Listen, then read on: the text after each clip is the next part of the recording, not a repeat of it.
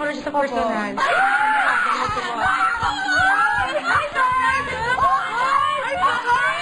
Seryoso po ah. Parang pangarap ko din po kasi. Hindi naman po ano, parang wish ko po. Oh my God!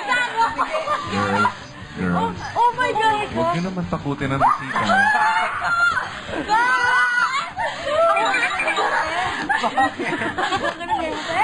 Nakakatawa kayo. Wow!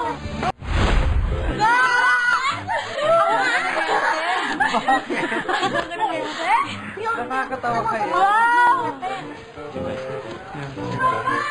Si Bye-Bye. Parang I heard. Bye-Bye. Alam mo, pasok ako rito ng mabaho. Wow! Wow! Hi! Hello. Ay, oh. Ano? Nanay lang. Nanay lang ang peg. Hi. Bagong gising ka pa. Hi. Go eh. Hello. Chusera. Hi. Paano talaga? Okay. Meron tayong concert. Oh my God. Bongga. Oo. May isang pasabog na concert si Kuya. At kayo ang magpa-perform. So, kailangan lahat merong i-showcase na talent. Kailangan kong makita. Hindi pwedeng mahihiya. At ang chance, hindi pinapalampas. Kasi baka hindi na bumabalik ang pagkakataon na yan. Diba? Ganyan na nangyari sa akin. Ang tagal ko naghintay ng chance. Nung nakita ko yung chance, hindi ko na pinalampas. At hanggang ngayon, hawak-hawak ko yung chance na yun at pinag-iingatan ko. Okay. Maya-maya sinimula ni Vice Ganda ang Spotlight Audition. Lagi kang tumatawa. Nalaglag ka ba sa kuna nung bata? Kasi everything's funny for me. Oh. May tama ka rin eh, no? Ilang taong ka na ba? 14. 15 pala. Sarah. Tingnan natin kung paano ka sumayaw, ha? Oo. Sayang yung chance. Ang ganda ng ngipin mo. Dentures ba yan o totoong ngipin mo? Totoo. O talaga? Tanggalin mo nga patingin. Marami kang instrumentong alam. Guitar po, tapos konting drums. Tom, di ba? Yeah. Social, yeah. Maganda ika. Di Ang ganda yung ngipin mo, ha? Di ba nga nakapag-drums? Sinabi ko na naman maganda, hindi ko naman sinabing mabango. O sige, dali, pakita mo na sa amin. Okay, wait lang. Go. Anong tugtog yan? Ano po eh, actually remix yung before eh, kasi parang lyrical So dance. pwede yan kahit anong tugtog na yan. Hindi po, So, paano natin gagawin yan? Hanapin ko pa yung hindi remix. po, kahit wala na lang song. Walang... Kahit walang tugtog. O sige. Ano mo nga, budoy ang dating niya walang tugtog. Vice, hindi naman. Medyo lang eh. Okay, go.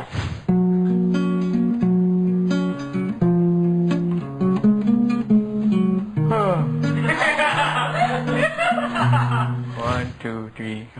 Baby, walk the door and turn the lights on low. Cause every color... Ulit po. Na-conscious. Maganda yung boses niya talaga. Hindi niya lang din alam. Hindi niya sineseryoso. Ang alam niya lang, magharot.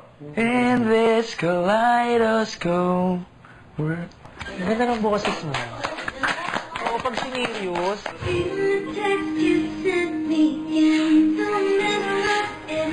Ganun ba yan?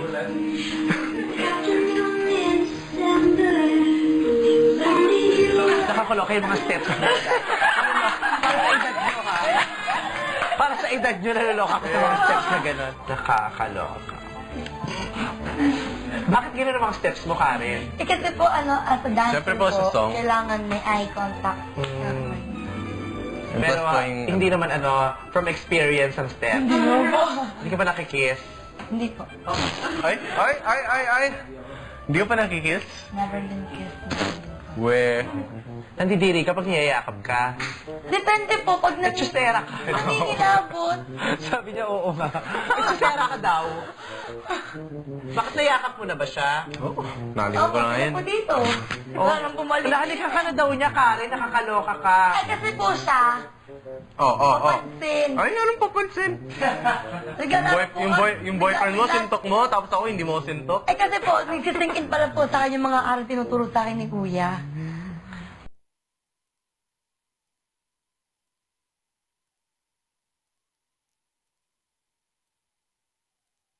Ka na nga niya.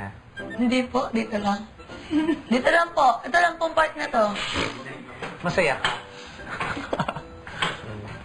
Wala namang masama sa kiss. Basta pag isa umaga na maagang-maaga, masama kasi baka sumakit ang tiyan mo.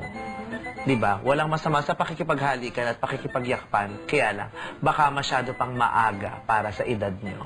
At baka rin sumakit ang tiyan mo. Tsaka kung meron kayong gagawin, dito o sa labas ng bahay, iisipin nyo na lang lagi, ito bang ginagawa ko ngayon pag nakita ng nanay ko, magiging proud siya sa akin. Diba? Yun lang lagi ang isipin nyo. Yung totoong sayaw, wag na yung birong sayaw. Audition talaga, yung pang-audition.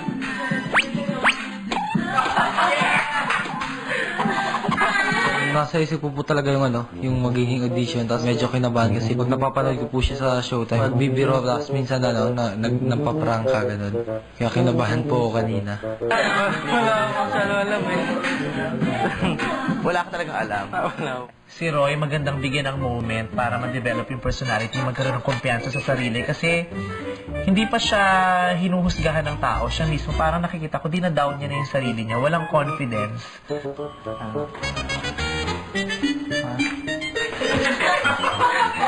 Kasi Kimi, ayaw masyadong kumilos. Masyado niyang minimenos yung sarili niya. Siguro kasi feeling niya hindi siya gwapo dahil hindi siya maputi. Feeling niya, minimenos niya yung sarili niya kasi nanggaling siya sa hindi naman nakakaluwag-luwag na pamilya. Hindi, balik na. Pag nabigyan siya ng moment at hindi niya sinayang yung moment na yun, yun yung magiging punto para magkaroon ng kumpiyansa, para tumaas yung tingin niya sa sarili niya. But you see, my heart knows you're the missing piece. Pirated yun ang pakinggan mo.